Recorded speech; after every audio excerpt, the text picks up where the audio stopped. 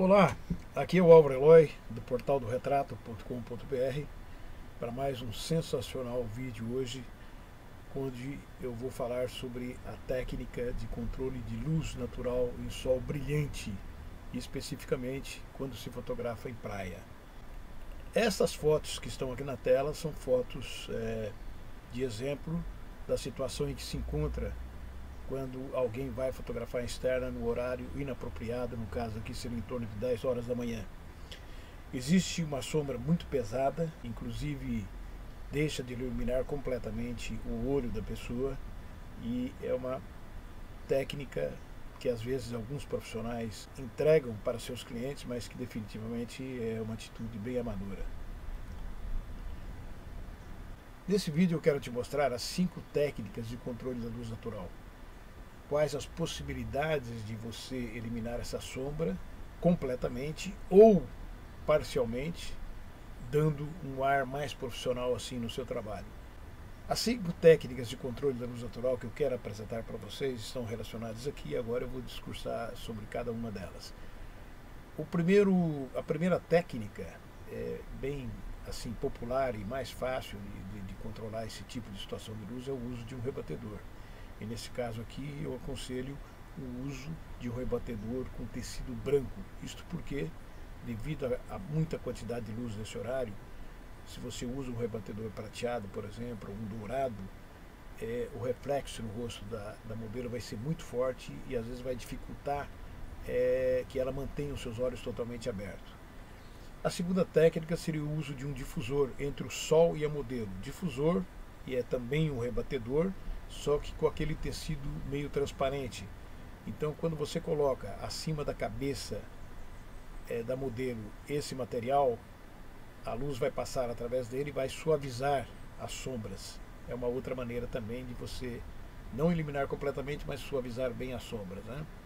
A terceira técnica, pouco conhecida, alguns profissionais até têm um speed light, que ele trabalha regularmente fazendo casamentos e eventos, e não sabe o que quer dizer aquele HSS que tem lá no seu flash, no seu speed light.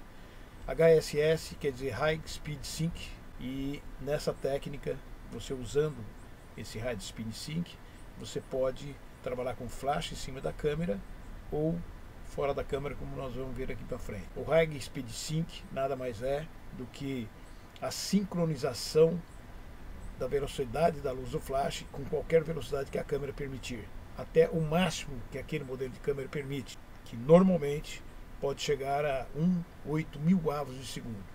A quarta técnica é a mesma, com o uso do HSS, aqui traduzido em português seria sincronização em alta velocidade, seria o uso desse recurso com flash fora da câmera. Aqui nós estamos falando de uma outra técnica chamada strobist, ou flash fora da câmera.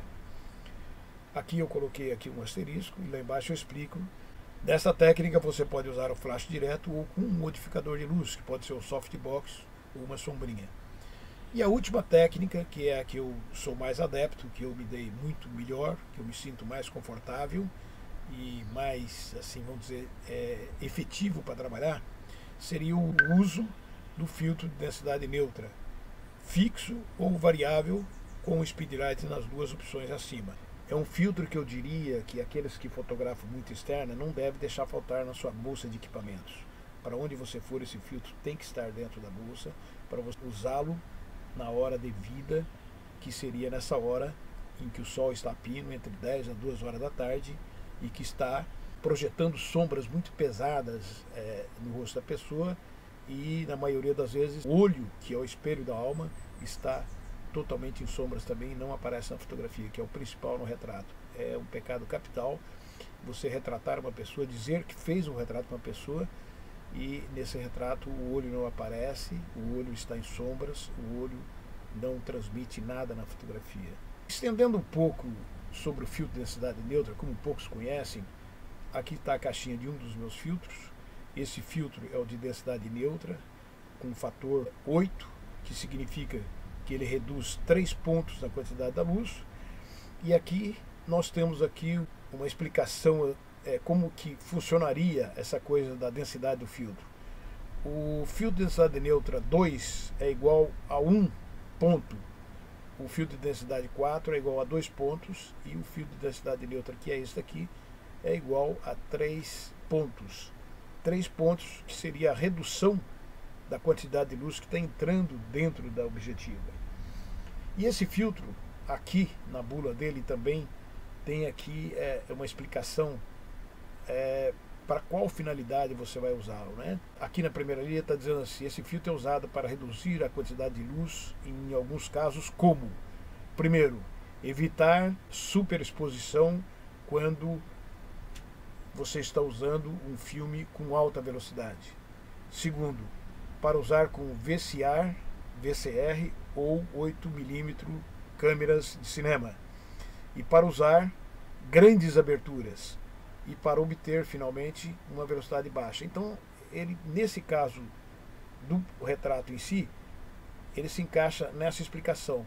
É para permitir que o profissional use grandes aberturas na objetiva, porque se você está fotografando, fazendo um retrato externa, o ideal, o desejável, o necessário, o imprescindível é que você abra toda a objetiva, e principalmente se é um objeto único, não um grupo de pessoas.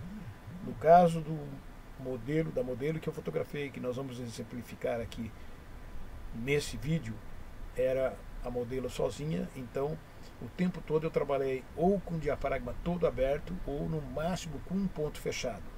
Isso por quê? Porque nós queremos um fundo que renda totalmente borrado na fotografia, justamente para focar a atenção no objeto que está sendo fotografado. Um outro tipo de filtro de densidade neutra é esse que se chama de filtro de densidade neutra variável. Significa o quê? Que é um filtro composto de 2 anéis, sendo que um deles, o da frente, é giratório, e na medida em que você vai girando, ele vai reduzindo a entrada de luz no sensor da câmera.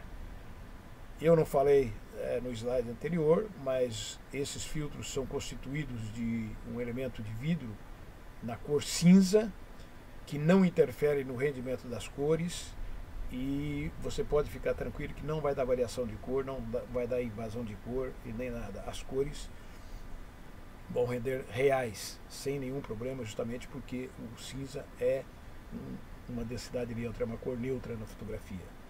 Na medida então que você gira para a esquerda ou para a direita esse anel que está na frente, você consegue diferentes densidades, diferentes quantidades de luz vão entrar dentro da objetiva. Nessa primeira ilustração, a densidade mínima, ele está quase transparente, conforme vai girando, aqui é uma densidade média que ele começa a escurecer, e finalmente, quando você joga lá no extremo da densidade máxima, então ele fica quase que totalmente preto. Nessa hora existe às vezes até uma dificuldade em você conseguir compor a fotografia, porque o objeto começa a aparecer muito na penumbra, assim, mas não é difícil de você administrar esse problema.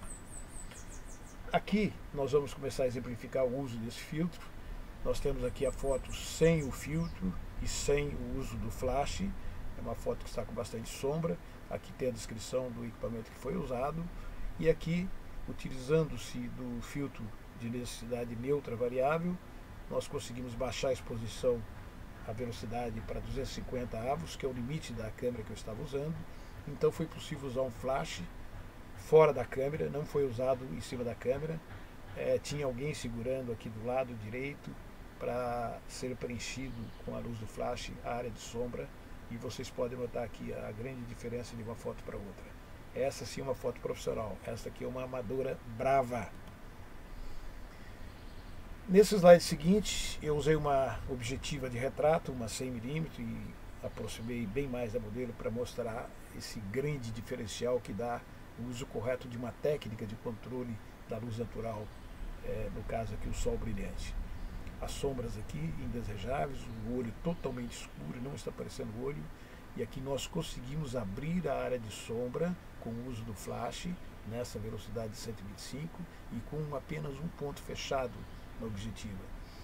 Dentro do olho aqui nós podemos ver o ponto de luz, que foi o disparo do flash, e eu fiz uma configuração do flash para que ele não tivesse a carga total e me entregasse uma luz chapada que eliminasse completamente as sombras.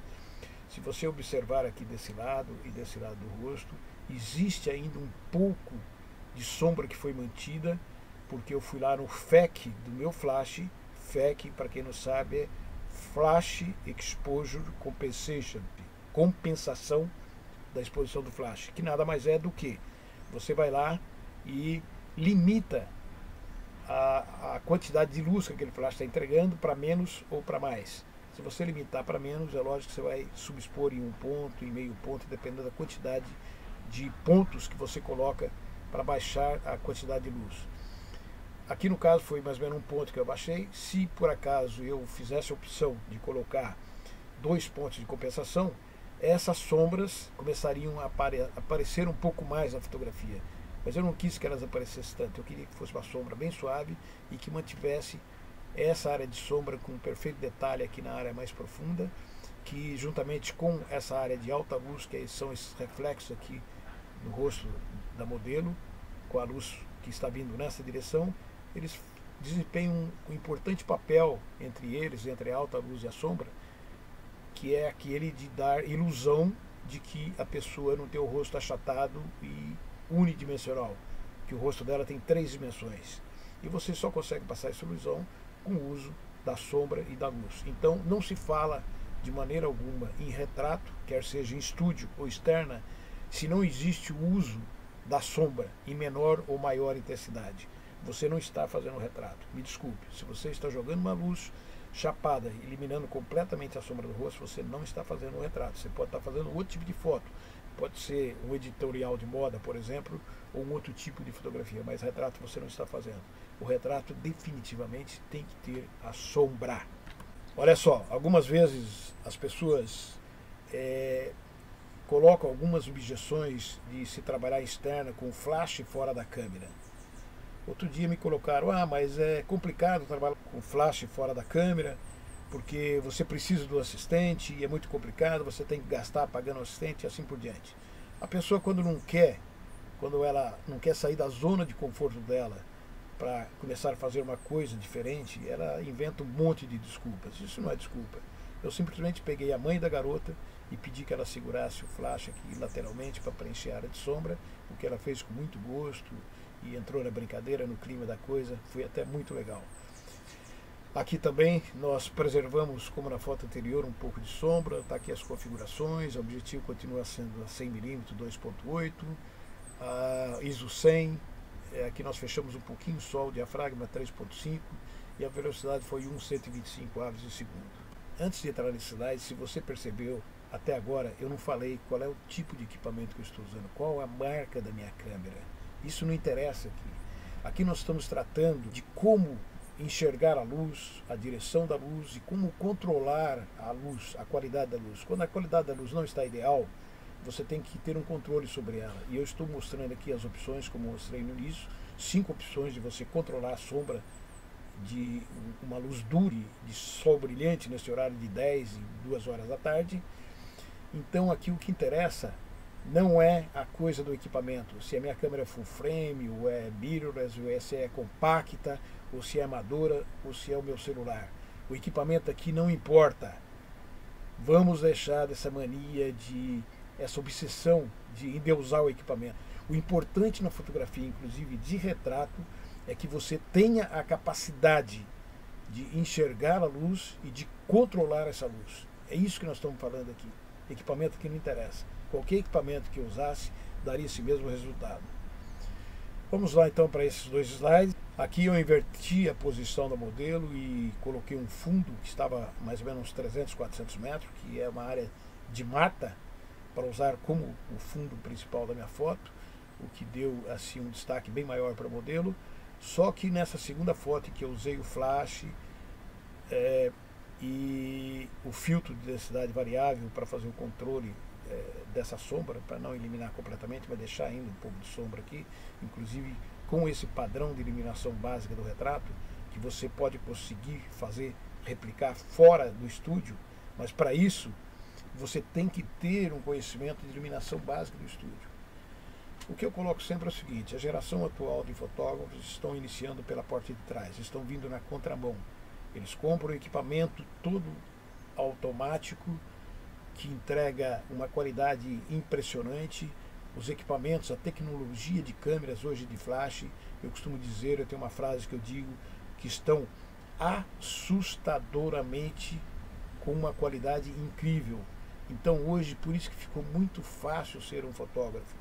É muito fácil pedir para o sacoleiro trazer uma D300 da Nikon ou uma Rebel não sei do que da Canon, mandar imprimir alguns cartões de visita, distribuir na cidade e dizer: olha, eu sou fotógrafo. Porque a câmera, qualquer uma dessas câmeras, qualquer modelo, você colocando naquele quadradinho verde, que normalmente é o automático total da câmera, você consegue essas qualidades de foto que eu estou apresentando aqui. Fotos perfeitamente nítidas, com cores reais e muito bem iluminadas. E esse é o mal entendido que se está vendo hoje na fotografia. As pessoas saem e fazem essas fotos que são bonitas, bem feitas, né? Porque a câmera está dando toda a regulagem e se acha um fotógrafo, mas não é. Fotografia é muito mais além disso. Para você iniciar na fotografia de pessoas principalmente, você precisa ter uma formação lá atrás. Você precisa ter um domínio, um controle, um entendimento do que é realmente a luz que ilumina as pessoas. E para isso você tem que ter uma formação lá atrás de fotografia de estúdio. Você tem que conhecer uma técnica que hoje não é ensinada em nenhuma das escolas brasileiras. Nenhum dos grandes gurus do retrato brasileiro, que eu já pesquisei todos eles, os sites deles, os portfólios deles, nenhum deles ensina os 5 padrões de iluminação básica do estúdio, que é um manual, é o passo a passo de como iluminar corretamente as pessoas. Primeiro você aprende esses 5 padrões de iluminação básica no estúdio, de como fazer a coisa lá no estúdio. E depois que você domina, então você vem replicar aqui fora esses padrões de iluminação, como eu estou fazendo aqui nesse ensaio, que essa iluminação é um dos padrões de iluminação básica do estúdio. Então aí sim, depois que você domina essa iluminação, que você começa a entender o que é a luz, a qualidade da luz, o direcionamento da luz, de onde ela está vindo e como você pode aproveitar ela com aquele modelo que você está fazendo aquele trabalho naquela hora, aí sim você pode começar a fotografar externo, pode começar a dizer para os seus amigos profissionais e para os seus clientes que você começou a aprender um pouco de fotografia de pessoas.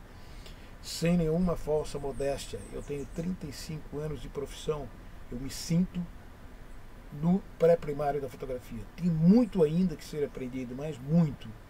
E muita gente se ilude comprando uma câmera ontem e hoje está se dizendo profissional e pegando serviço por aí e levantando o nariz só porque os parentes, os amigos disseram para ele que as fotos dele está linda e maravilhosa. Muitos chegam até muitas vezes a zombar dessa coisa técnica que eu insisto em querer passar para novas gerações. Não me importa o tipo de comentário que estão fazendo sobre a minha atitude, mas eu sou um dos poucos profissionais do Brasil que está nessa luta de querer manter, de querer difundir uma técnica centenária que é a iluminação básica do retrato para fotografar pessoas. Bem, sem mais delongas, eu acho que eu já falei até um pouco demais. Vamos terminar de comentar essas 2 fotos aqui para poder encerrar esse vídeo que está ficando muito longo. Uma outra coisa que eu queria colocar aqui é o seguinte: essas 2 fotos existe uma diferença muito, mas muito grande. Se você é um fotógrafo crítico, um fotógrafo sério e que tem uma boa base de conhecimento do que eu estou falando aqui, você vai perceber que dessa foto para essa, a grande diferença está em 2 fatores muito importantes. O primeiro deles, que eu considero o mais importante do retrato, que é o controle do fundo. Primeiro, o desejável é que você sempre consiga um fundo dessa maneira, que não interfira com a pessoa fotografada, para que a atenção seja concentrada toda aqui nessa área da fotografia, que é o rosto da pessoa, que o importante é a iluminação da testa até no queixo, o resto é tudo acessório. Então nessa primeira foto, existem 2 coisas aqui que fazem o diferencial dessa foto para essa. A priori, você olhando, nem parece ser a mesma garota, nem parece ser a mesma modelo, e houve uma transformação incrível por apenas uma questão de direcionamento do modelo. Nessa foto eu não permiti que ela sorrisse. Eu instiguei que ela olhasse direto na câmera, soltasse os lábios para que desse assim um arzinho, uma atmosfera assim de sensualidade, nós transformamos completamente a modelo. O rosto aqui está achatado, está tudo deformado por causa do sorriso muito largo. O sorriso muito largo cria esse tipo de problema, que a linha de expressão começa a aparecer demais e cria sombras em volta dela. O olho se aperta, se fecha e ele não é mostrado completamente. Veja só a diferença, o olho mais aberto, totalmente iluminado. Para finalizar agora, eu gostaria de mostrar algumas fotos que eu considero o ensaio ideal externa, que seria com a luz natural, sem nenhum controlador ou modificador de luz. Você observando, existe um direcionamento da luz totalmente natural. Essa área aqui da fotografia é de onde está vindo uma luz que está vindo nessa direção e está valorizando esse retrato. No mesmo local, a gente faz uma variação, chega, faz um close, tenta pegar um olho bem iluminado e mais uma vez o rosto está direcionado para a direção de onde está vindo essa luz suave e bonita. A réplica também de uma iluminação básica do retrato em estúdio que se chama luz borboleta. Essa foto, como existia uma profusão de tons afins, harmônicos entre si, aqui essa porta é um azul bem marinho, bem forte, e ela estava com o vestido também azul. Eu preferi passar para preto e branco para ter uma prevalência de tons médios, né, no preto e branco, combinando aqui com o preto do cabelo, tornando uma foto mais impactante, muito mais bonita. Aquilo que eu falei sobre a coisa do sorriso, aqui ela não está sorrindo e o rosto adquiriu mais uma vez uma forma graciosa, usando, como eu usei aqui, um ângulo de rosto de 3/4 de rosto, e o olho bem aberto, dá muito drama e transmite assim impacto na fotografia. Mais uma vez um close que mostra uma expressão muito bonita. Necessariamente uma expressão bonita na fotografia não tem que ser aquele sorrisão, né? Aquele sorrisão para deformar totalmente o rosto. Uma expressão bonita na fotografia pode ser apenas um olhar desse, pacífico, olhando diretamente na câmera. Aqui nós utilizamos um monte de folhas de árvores que estavam acumuladas para serem queimadas. Nós usamos justamente porque existe uma harmonia muito grande entre o tom de pele da modelo e o fundo, que são as folhas. E para finalizar, nós temos aqui um outro ângulo dessa mesma tomada. Para finalizar, eu gostaria de deixar aqui disponível para vocês essa informação de que aqui na descrição do vídeo você pode clicar no link desse e-book de minha autoria, que eu escrevi já há alguns 2 anos e que está sendo muito bem aceito no mercado por profissionais interessados em realmente aprender a verdadeira ciência, a verdadeira técnica de como fotografar pessoas. E eu gostaria de pontuar aqui, essa obra, esse livro, ele foi baseado num livro da Kodak que foi lançado em 1980, quando a Kodak fez 100 anos, aniversário de 100 anos, e ele se chama Professional Portrait Techniques. Caso você tenha facilidade em ler em inglês, você pode pesquisar no Amazon.com, que eventualmente talvez você ache ainda esse livro por lá, que é uma verdadeira Bíblia do retrato, que é uma ferramenta que me acompanhou durante esses 35 anos de profissão, sempre eu fazendo consultas e sempre trabalhando tudo em cima dessa Bíblia do retrato, que é esse e-book da Kodak. Aqui é a versão brasileira, adaptada para os padrões nossos nacionais.